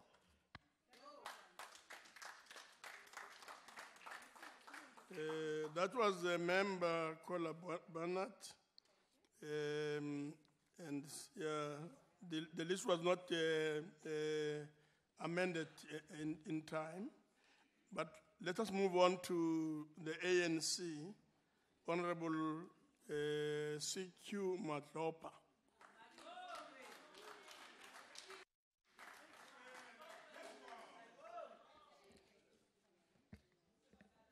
Honorable House Chair, Minister and Deputy Minister, honorable members and guests in the gallery, comrades, in 1992 ANC policy guidelines, Ready to Govern, presented the nation with a blueprint on what the ANC intended to achieve once it assumed political power in a first democratic election. These guidelines with amendments hold true today, and together with the RDP, set a very clear trajectory for the government of the ANC in the first 5 years. Its task was to fundamentally transform socio-economic governance and political landscape.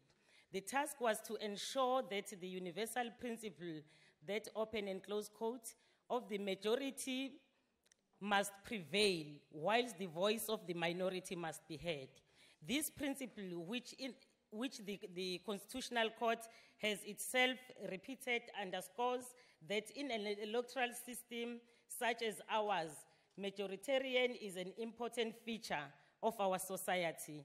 The foresightedness of the people of these policies can be found in what we today call inclusive growth, where the policy guidelines state, and I quote and close quote, management of both the public and private sectors will have to be de-racialized so that they rapidly and progressively come to reflect the skills of the entire population. Equity ownership will have to be extended so that people from all the sectors of the population have a stake in the economy and power to influence the economic decision. With regards to the governance transformation, the 2000 decision to establish property management trading entity was to address the devolution of the accommodation-related costs from the Department of Public Works to client departments. The entity is entrusted with the function of managing immovable assets, which includes the provision of residential and office accommodation for the departments at a national level, as well as maintenance and disposal of certain assets for socio-economic initiatives. As stipulated in Giyama, the entity acquires accommodation on behalf of the other government departments through construction, purchase, lease, acceptance of a gift, expropriation, exchange or transfer of custodianship between the custodians in that sphere of government. The entity also spearheads the project to verify government debt owed to the municipality by government departments, both nationally and provincial, to ensure the settlement by the sector departments. The project focuses on verifying debt reported in terms of Section 71 of the Municipal Finance Management Act. In 2012, the minister introduced a turnaround strategy, a 7-year plan that focused on 3 phases. The stabilization phase, where the department faced the leadership turnovers, the efficiency enhancement phase, to improve the operations and internal controls with the department, and the sustainability and growth phase, which will see the department improving over time and reclaiming its mandate in relation to management of state property. In the process, 2015-16 financial year, the PMTE evolved into a real estate management, construction project management, and facility management program. As part of the operationalization of the PMTE, certain functions had to be transferred from the main vote, including related asset liabilities and staff, with a view to align the expenses and revenue of the department. To date, significant strides have been made with regard to the operationalizing the entity in line with the Treasurer's requirements, and the department is on its way in finalizing the process. The successes to date, I'm not going to go to it because the minister has covered it very well after the turnaround strategy. As part of its turnaround strategy in 2015-16, the department formally established the Governance, Risk and Compliance Branch. Amongst its major tasks are fighting fraud and corruption, as well as streaming detection mechanism, developing a new service delivery model to drive the organizational turnaround, as the main vote now starts to focus on policy formulation, regulation, and coordination of the public works sector. To this effect, the department has now established the Intergovernmental Coordination Branch to promote and facilitate collaboration, cooperation, and decision-making with the public works sector, driving the efficiency enhancement stage of the turnaround strategy. In terms of empowerment initiatives as contribution to the broader government goals of skills development, the PMTE has empowered about 1,294 beneficiaries in the department through the skills development program, young professionals, internship, management trainees, and artisan programs. Further, the department also worked with the stakeholders to identify state-owned properties that will be used for student accommodation. To achieve these, further institutional arrangements will need to be made with the various government departments, particularly in the education. Over the medium term, 35.6 billion will be spent on operating leases, property rates, and municipal services. There are condition improvement of approximately 300 facilities in property portfolio. 6.9 billion has been allocated over medium term for the repair and maintenance of government-owned buildings. As the turnaround strategy gears up into phase 3, focus on transformation will be key in the built environment and the public works sector. The property sector transformation charter points to the challenges facing the property sector. Despite significant progress since the establishment of the democratic government in 1994, South African society, including property sector, remains characterized by the dominance of property class and predominantly racial skewed. This inhibits South Africa's ability to achieve its full economic potential. The property class and the complex legislation system that has evolved around it to protect this class is the foundation of the capital accumulation. The theory of national democratic revolution is designed to address a principal antagonistic contradiction of race, class, and gender, especially in terms of ownership. Historically, property has been viewed as a right. The Native Land Act of 1913 and subsequent discriminatory policies and legislations in the apartheid era meant that black people could not own, nor could they effectively trade in properties. Consequently, significant numbers of South Africans have never, in the history of their families, experience formal property ownership, and its wealth creation benefits. This has a fundamental impact on the economic potential of South Africa and black people in particular. The role of the department's entities such as IDT, CIDP, and CBE will be critical in this process. Despite legislative and policy interventions to eradicate these inequalities, in practice, skewed patterns of ownership, participation, and benefits remains. Black people continue to significantly underrepresented in the ownership of property, whilst administrative, legal, and financial constraints restrict the ability of black people to participate in the property market. This is the effect of the deep cause, the structure of financial and property sector of the economy of this country. Commercially, direct property ownership is dominated by institutional investors, monopoly capital, large private owners, collective investment schemes, property loan stocks, and listed property entities. The government needs to have greater impact on the structure of the property market. There is a limited participation of black-driven activities surrounding property, including development, management, and sales, all of which largely rest in white-owned monopolies, some of which have a percentage of black shareholding. Enterprise in the sector have inadequately addressed employment equity, with the result that the sector continues to be underrepresented in terms of race, gender, and class. There is limited investment in skills development and limited commitment to workplace training.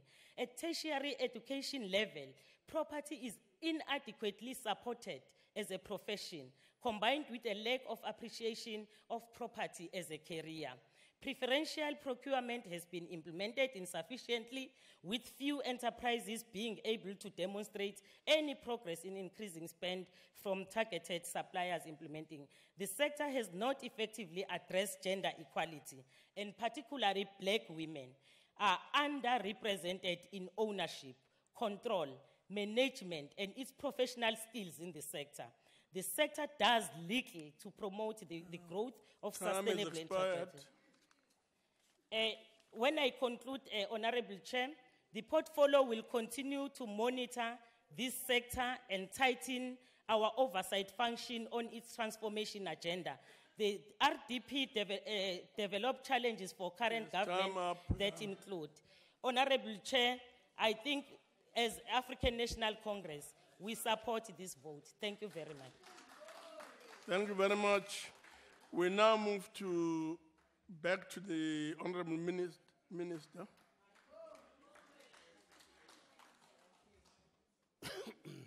Thank you very much, Honorable Chair, Honorable Members.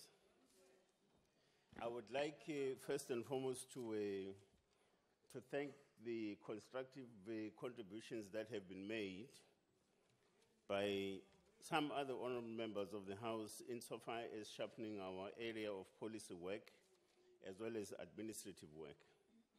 And certainly some of the comments and interventions that have been made, we do need to make an effort to attend to them.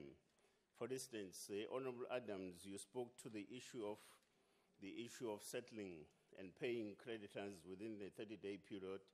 It's absolutely critical that we need to do so, precisely, because if we're not careful, we're actually compromising the issue of economic development and business development on that front, and we can't be accomplices to that. So I agree, and of course with many other points that have been made.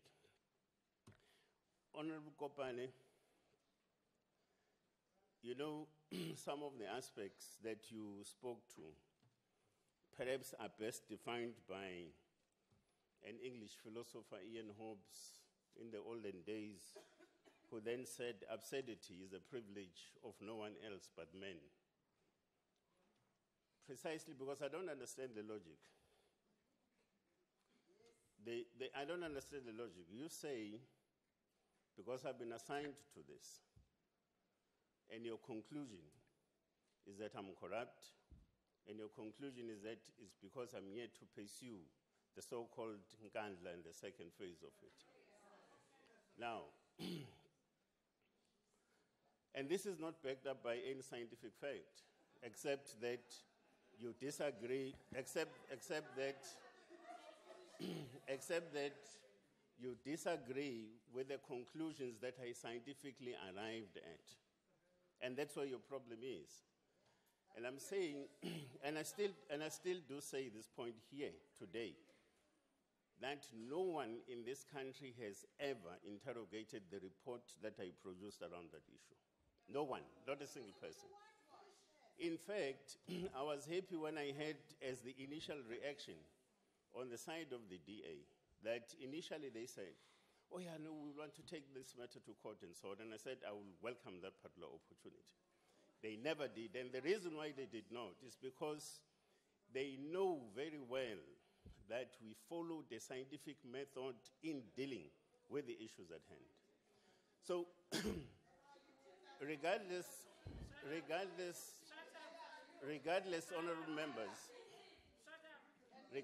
honorable members of how you feel and what the conclusions are, and the fact is, I still do say, Honorable Chair, could I? Can we have order? Just for the few minutes left.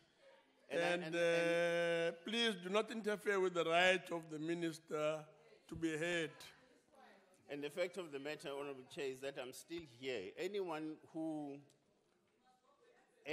wants to know and wants to interrogate that report is really up to this particular House of Parliament to decide whether it wants to do so. And if it wants to do so, I'll certainly be glad Point of order, yeah. to deal Let's with hear, what is the point of order? Not a point of order. Mr. Melder. I want to know if the Honourable Minister is prepared to answer a question. No, I couldn't hear you. Can you please repeat? Let's try again, because these honourable members think they are the chairpersons. That's the chairperson. Wake up. Honourable Chairperson, I would like to know if the Honourable Minister is prepared to answer a question. And it's for the Honourable Minister to indicate, not for these members. Yes. No, respectfully so say, I will not take a question at this stage. Thanks. Now, let me also deal with the other issue that has been raised. And I think the only person perhaps in this debate on the side of the opposition that I respect very much in terms of how he raised this issue, because I think they are sincere about it, is Reverend Mishwe. On the issue of what the Sunday Times reported. Now, and let me just clarify this issue. The Sunday Times claimed, Reverend Mishwe, that it was through the email exchanges between the departmental officials that they based their story. And when you look at the said email exchanges, for an example, it resembles absolutely nothing similar to what the Sunday Times then wrote subsequently. So a complete invention, including quotations that were then lifted and said to be attributed to a particular member of the department in legal services. So the question arises, why did they lie? Because it's a blatant lie that Mr. Ntlo said in an email all the things that were then subsequently written in the Sunday Times. Now, that's one problem, but that problem, in a sense, defines the overall moral outlook of where this country is today. You see, for instance, Honorable Sithole and Honorable Tlhophe are falling into a trap of our former colonizers as well as our oppressors, who, on account of just looking at you, they think that you are a thief. Nothing else. They even taught their dogs to only bark and bite at us, because that was the orientation and the outlook. Now, so you stand here, for an example, yourselves, the two of you, you stand here and say, I'm here to loot more, because there's nothing else that you see. And when you see me, you see looting. Now, the fact of the matter is, on what basis do you arrive at this conclusion? You don't have a basis. You don't. accept utter subjectivity that you just simply come to this particular conclusion. Now the question arises, why as society have we degenerated to that particular level? That's the issue. So proudly, in your very elegant sort of English and a sort of a posture of sorts, you stand here, you know, and say this thing, proudly so, knowing that it is not correct and it's completely untrue. And the question is, why? You know, let's confront that question. Now, the one issue that also I think, and I think some of the points, for instance, Honorable Klope, much as I disagree with you, but I would think that it would be useful at some point as a portfolio committee to begin to identify some of the policy issues that we must discuss and engage and debate on. So the issue of state capacity, for instance, to be able to do certain things, no, it's not because I agree with you. No, Honorable Sophie. Can you please stop the dialogue? It's not because necessarily I agree with you, but I think those were the most, that by far, maybe up until this point, maybe the best sounding ideas from your side up to this point. And I think they are worth, for an example, at some point interrogating and looking at how we've got to take them forward in shaping our policy outlook. So I do think, honorable members, that some of the issues, for an example, do not belong to this budget vote. The manner in which you conduct yourself in the portfolio committee, it has nothing to do with us and holding ourselves as the executive to account. It has everything to do with how administratively you deal with the issues. And yet, Honorable Stolle here also stands here and says it's because I've captured the portfolio committee or members of the portfolio committee. You actually declare that they are stupid. That's what you're saying.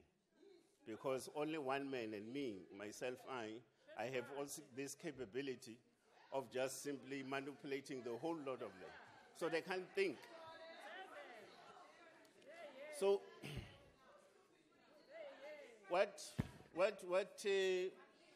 who taught you this thing? Who really did? Now,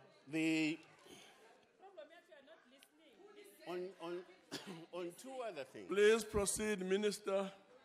On two other things, honorable members. It is said, this point is put across, the question of blacklisting certain companies, for an example, is put across as if it was arrived at by a particular jurisdictional kind of body.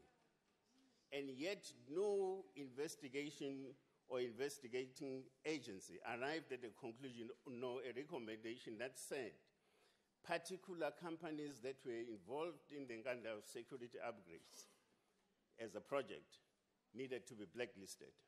Nobody said that.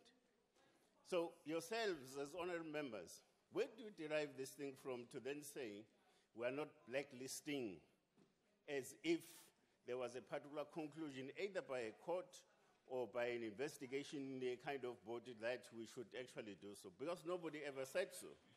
So I do think, similarly also, Ms. Kopane, the question of the NPA declining, I don't know, it has absolutely nothing to do with us. Yes, Honorable Ms. Kopane, my apologies, the message behind you has just corrected me. Now, On a point of order, Chair. I think the Honorable Minister is disgrading people. There's no misses here. There are honorable members in this House. And Honorable Minister, if you want us to take you seriously, I think you must start taking yourself serious. The Minister will adapt accordingly. No,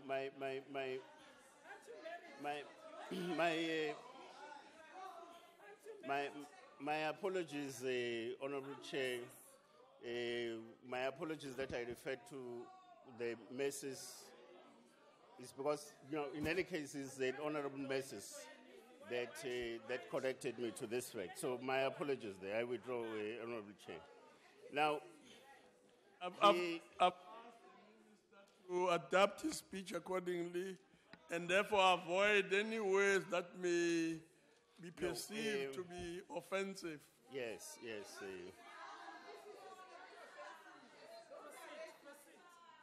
Now, Madam, I'm sorry, Chairperson, Honorable Chairperson, I've withdrawn and I've apologized the Honorable messes that I referred to as messes. Yes, apologize. Yes, apologize. Now, I do think just to offer a word of advice and counseling, perhaps to Honorable Mulder. By the way, Honorable Mulder, I'll also at some point when we deal with the Nkandla issue tell you each and every one of you who constituted that delegation. A minute left, Minister. What you said on the day. What you said on the day when you visited that particular homestead. Now, which is contrary to some of the postures that have been taken. But that will be a subject of debate for another day. But I'll tell you, each and every one up until the delegation of the DA, for an example. But I don't want to deal with that at this stage, given the time factor. But let me deal with the last issue. Honourable members, it's always important to deal with issues as opposed to dealing with persons. So yourself, Honorable Mulder, and Honorable Slope, and Honorable Filtani, talks about my sweating. Now, I have a problem. Chairperson, I just want to correct the Minister. I didn't say anything about that. It's not true. Okay. No. My apologies if you didn't say that, if you didn't say anything. Now, honorable members, I think we need to be careful about what we say sometimes. Because, for instance, let me give you an example. Point of order, Chair. What's the point of order? I said he wiped his face. I didn't say anything about sweating. Check the records. That's not the point of order. Please sit down. Please proceed. No, honorable members, no. It's just a friendly advice, really. For argument's sake, Honorable Filtani, what if my sweating was a particular sickness? No. What if? No. Honorable Chair, can I just finish my response, please? Order, members. No. Let's allow the minister to finish. His time is almost up. No.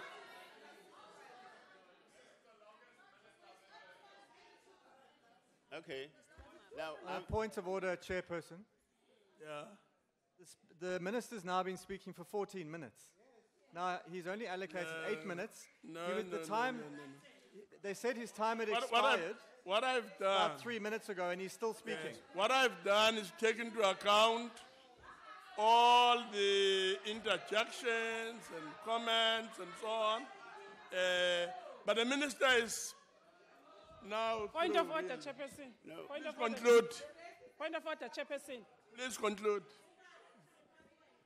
No. He's got 15 minutes, 5 minutes left at the beginning. Yes. I've been made to understand.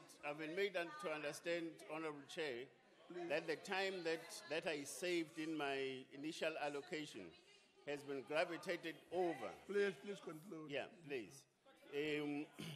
Now, the last point here is that the question of performance bonuses On a point of order, have got Chairperson. nothing to do with the question of the Order. disciplinary cases. Table has already signaled that the time has expired, and yet you still let the minister continue.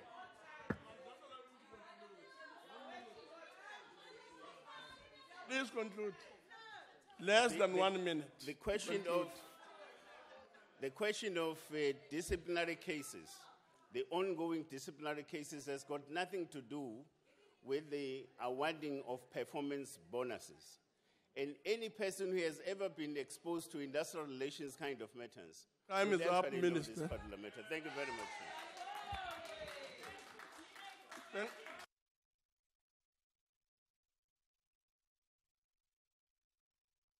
Before we leave, I did say in the beginning that I was going to come back to the matter of Honorable Slope. Just to say the following, that Honorable Slope, I personally did not hear what you said. And there's no recording, but it's quite clear that there was something disruptive going on there. But I'll let it go and just say that finally, this marks the end of the session. But there's this one little point that needs to be raised.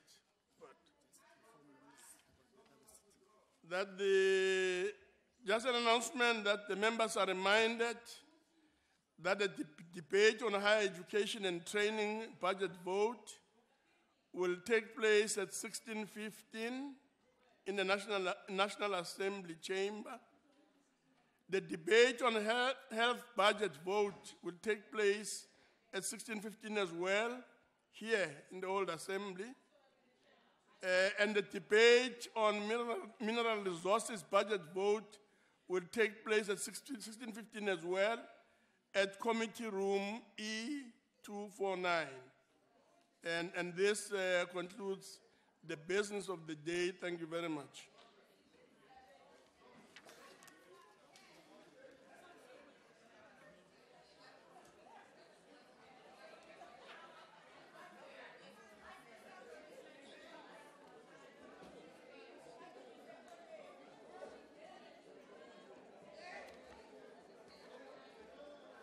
Okay. Thank you very much. So, in just that talk, let me give you this. That.